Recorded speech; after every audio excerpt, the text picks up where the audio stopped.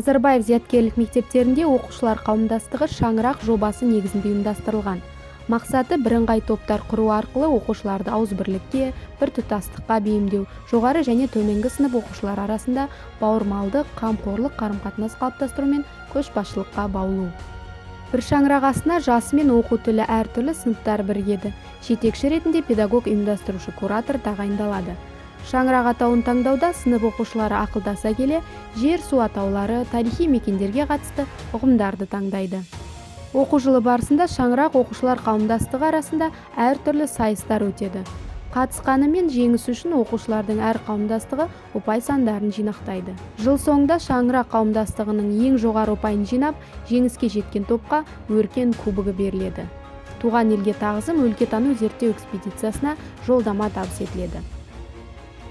90-дағы жетістіктері үшін оқушылардың әр қауымдастығы кино, театр, басқа да мәдени орталықтарға бару билеттермен қамтамасыз етіледі.